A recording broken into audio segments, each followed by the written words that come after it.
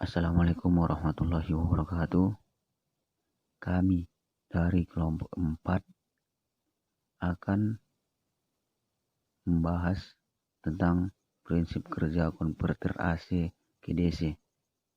Ada baiknya di sini kami memperkenalkan diri.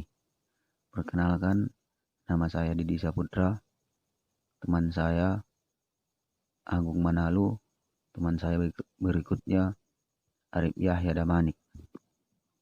Dan tak lupa pula kami berterima kasih kepada Bapak dosen pengampu mata kuliah elektronika daya. Konverter AC dan DC, tegangan listrik disalurkan pada kabel baik sebagai arus arah atau DC yang mengalir dalam suatu arah pada konstanta, tidak berosilasi tegangan, atau sebagai arus bolak-balik atau AC, mengalir mundur dan maju karena tegangan berosilasi. AC adalah metode yang dominan dalam mengangkut daya karena ia menawarkan beberapa keunggulan dibandingkan DC, termasuk biaya distribusi yang lebih rendah dan cara sederhana untuk mengkonversi antara level tegangan berkat penemuan transformator. Input block filter. Input filter penting karena mencegah kebisingan yang dihasilkan dalam elemen switching satu daya agar tidak kembali ke satu daya listrik. Juga mencegah kebisingan yang mungkin ada pada satu daya listrik yang masuk ke rangkaian berikutnya. Filter melewati frekuensi listrik 50-60 Hz dan mengurangi kebisingan frekuensi dan harmonik yang lebih tinggi yang mungkin ada. Baik, di sini saya akan menyampaikan tentang reaktifikasi atau penyearah. Konverter AC atau DC paling sederhana terdiri dari trafo yang mengikuti penyaringan input, yang kemudian dilewatkan ke penyearah untuk menghasilkan DC. Dalam hal ini, penyearah terjadi setelah transformator karena transformator not pass DC. Namun, banyak konverter AC atau DC menggunakan topologi konversi multitahap yang lebih canggih. Penyearah diimplementasikan menggunakan perangkat semikonduktor yang secara kondusif mengalirkan arus dalam satu arah saja, seperti dioda. Penyearah semikonduktor yang lebih canggih termasuk thyristor, silicon consolate rectifier atau SCR, dan triode untuk arus bolak-balik. Cara kerja ini adalah mereka hanya berjalan ketika gerbang pengendali dipicu oleh sinyal input dengan menghidupkan atau mematikan perangkat pada waktu yang tepat ketika arus gelombang AC atau arus diarahkan untuk membuat pemisah DC. Catu daya di efisiensi tinggi dapat menggunakan perangkat aktif seperti MOSFET sebagai saklar di rangkaian tersebut. Alasan untuk menggunakan topologi yang lebih kompleks biasanya untuk meningkatkan efisien, untuk mengurangi kebisingan dan bertindak sebagai kontrol daya. Koreksi faktor daya atau PFC. Ini adalah aspek yang paling rumit dari konverter untuk dipahami. Power Factor Correction atau PVC adalah elemen penting dalam meningkatkan efisiensi konverter dengan memperbaiki fase relatif dari arus yang ditarik ke bentuk gelombang tegangan untuk mempertahankan faktor daya optimal. Ini mengurangi karakteristik beban reaktif yang konverter dapat hadir ke catu daya. PVC pasif atau aktif mengacu pada apakah elemen aktif atau elemen pasif digunakan untuk memperbaiki hubungan fasa. PVC semikonduktor dapat merujuk ke IC tujuan khusus dengan pengontrol integrasi yang dirancang untuk secara aktif memonitor dan menyesuaikan rangkaian PVC. Konverter yang digambarkan pada gambar 1 adalah konverter PVC satu tahap.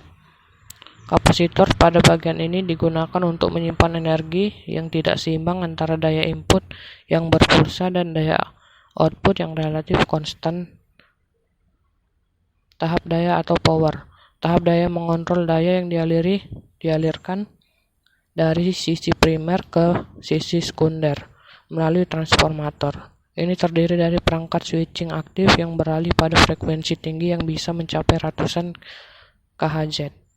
Status on-off saklar dikendalikan oleh input modulasi lebar pulsa atau PWM yang berubah bergantung pada jumlah daya yang dapat dikirim secara dinamis ke beban.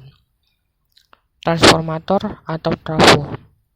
Sebuah trafo terdiri dari kabel lilitan pada inti bersama yang saling berpasangan dengan induksi elektromagnetik. Ini penting ketika menghubungkan ke sumber tegangan tinggi atau utama. Disebut sebagai konversi offline karena kopling induktif memutus sumber daya dari rangkaian berikutnya. Skenario yang jauh lebih aman daripada koneksi langsung. Ada sejumlah teknik untuk melakukan demagnetisasi. Yang paling sederhana adalah ketika saklar daya dimatikan, arus dimagnetisasi forward dioda melalui belitan bantu terpisah. Rangkaian ini membatasi siklus kerja PWM maksimum hingga 50%, tetapi metode yang lebih kompleks dapat digunakan untuk memungkinkan siklus kerja yang lebih tinggi. Transformator atau metode isolasi galvanik lainnya seperti optocooler sering digunakan untuk mengkomunikasikan sinyal informasi antara sisi primer dan sekunder.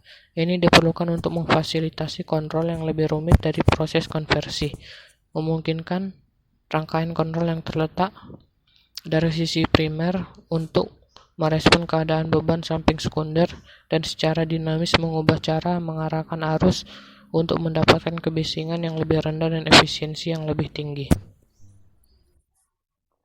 Baiklah, saya akan melanjutkan penjelasan dari teman saya, Arif. Rangkaian output atau keluaran. Seperti disebutkan dalam bagian penyaringan atau filtering, medan listrik dalam elemen reaktif pasif atau penyimpanan seperti kapasitor dan induktor menyimpan energi. Ketika digunakan setelah penyarah kemudi pengisian, mereka bertindak sebagai cadangan energi selama siklus daya input bolak-balik.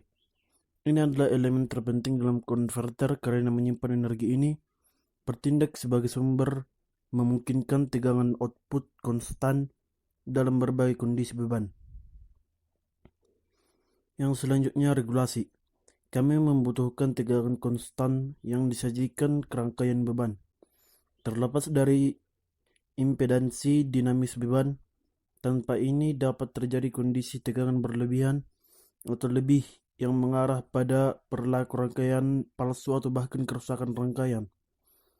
Ini khususnya benar dengan elektronik digital tegangan rendah, di mana tegangan supply harus dibatasi dengan ketat dalam jendela beberapa persen dari nilai nominal. Elemen reaktif tidak memiliki kontrol bawaan terhadap hal ini. Cara konverter AC atau DC mencapai jendela tegangan output yang dikontrol ketat adalah dengan mengkontrol kondisi energi yang tersimpan dalam sumber penyimpanan reaktif impedansi rendah.